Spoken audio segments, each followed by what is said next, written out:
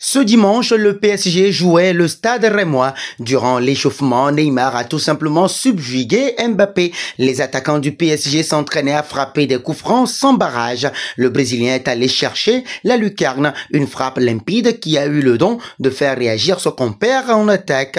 Le visage du Français en dit long. Regardez Neymar et la réaction d'Mbappé. La Lulu. Il a regardé ses pieds.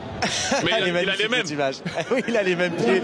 Ils sont bien chauds, les pieds de Neymar. Mbappé impressionné par cette. Il est en train de se dire c'est un coup franc, c'est peut-être lui qui va tirer du coup. C'est ça, il a dit il est numéro 1 maintenant. Il est taquin ce soir, Benoît Chirot. Mais si Mbappé a été tout simplement ébloui par cette belle frappe de Neymar, les Parisiens n'ont pas du tout ébloui le Parc des Princes. Une soirée décevante, une de plus. Le PSG a été tenu en échec par le Stade de Reims ce dimanche au Parc des Princes lors de la 20e journée de Ligue 1, 1-1.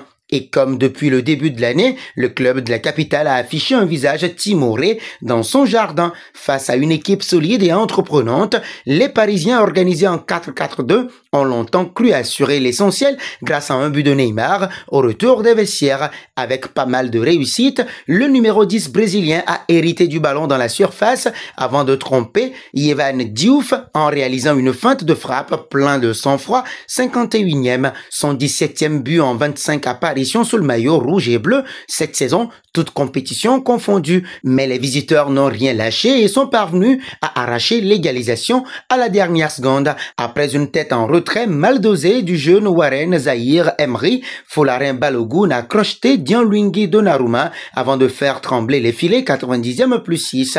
De quoi rendre foudrage Marquinhos. Au final, ce résultat semble assez logique tant les Rémois se sont créés des occasions. En première période, ils ont d'ailleurs frappé 9 fois alors que Paris n'a tenté qu'un seul tir non cadré. Sans un Gianluigi Donnarumma vigilant malgré une relance totalement manquée dès la première minute, les champions de France auraient pu se faire punir bien plus tôt par l'équipe de Will Steele qui restait sur 6 matchs sans défaite, toute compétition confondue. Marco Verratti, lancé dès la mi-temps à la place d'un Vitinha décevant, a un peu reboosté le PSG par sa vista et ses passes vers l'avant. Mais son apport n'a duré qu'un petit quart d'heure. Le temps pour le milieu de terrain italien de se faire exclure pour un tacle dangereux sur Junya Ito, 59e. Après avoir été invité par la VAR à revoir les images, Rudy Bouquet a logiquement sorti le rouge.